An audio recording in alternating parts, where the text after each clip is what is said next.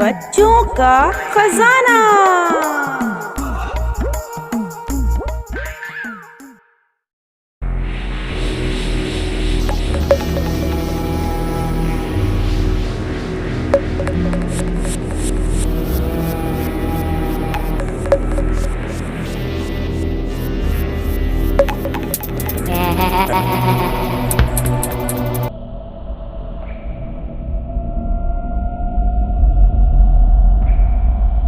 जब सूरज तुलू हुआ, हुरिया के शौहर ने हुरिया को कमरे में ना पाकर उसको तलाश करना शुरू किया।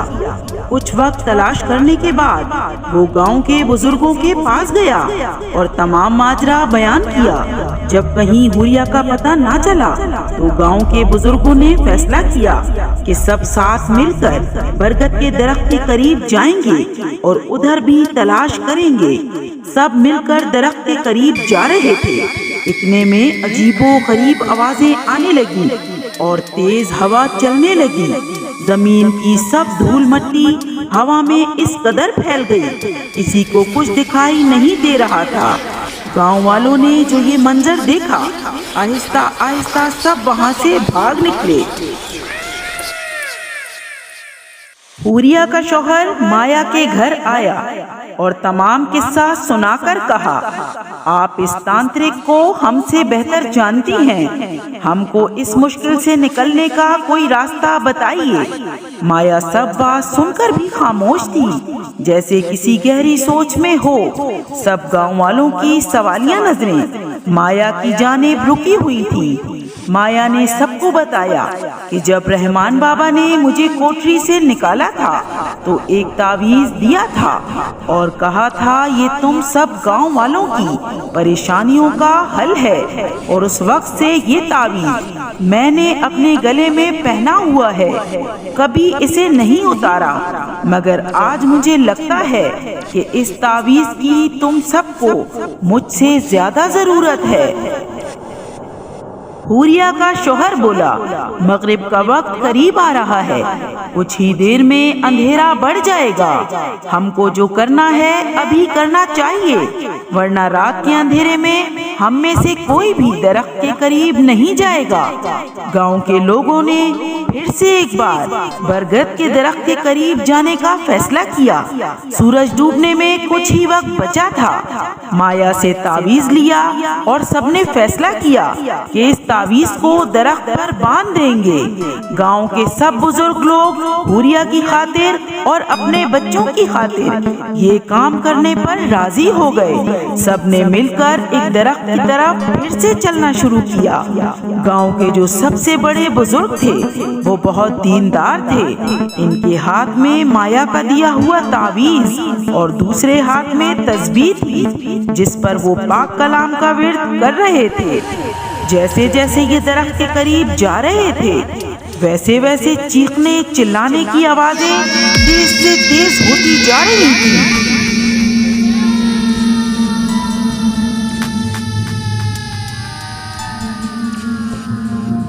कुछ आवाजें इतनी खौफनाक थीं, जिनको सुनकर कई लोग अपने कदम को आगे ना कर पाए। मगर गांव के कुछ बुजुर्ग चलते रहे और वेट करते रहे।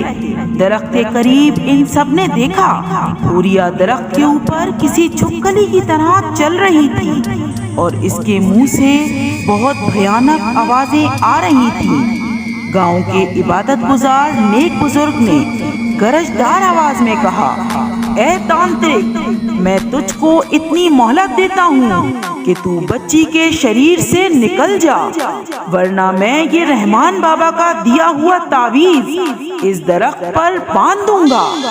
हुरिया छुपकली की तरह दरख्त से नीचे आने लगी और दरख्त से नीचे आते ही बेसुध होकर बेहोश हो गई।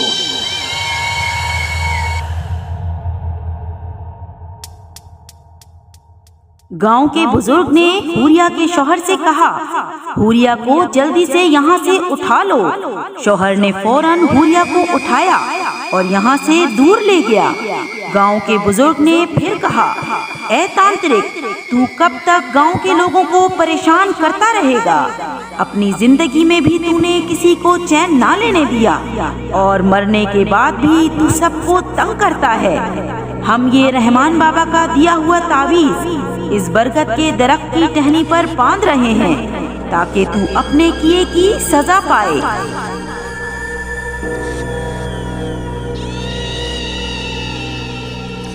गांव के बुजुर्ग ने जैसे ही वो तावीज टहनी पर बांधा, दरख्त से बहुत से काले साए जाहिर होने लगे और काला धुआं दरख्त से नमूदार हुआ और ऐसे खौफनाक और भयानक चीखों की आवाजें सुनाई देने लगी।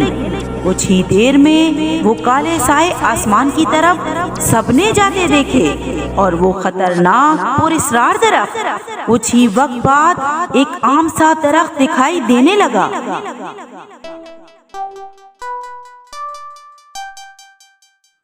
हुरिया दरख्त से दूर जाकर होश में आ गई थी, मगर अब वो जिन्नात की बातों को किस्सा कहानी जैसा नहीं समझती थी।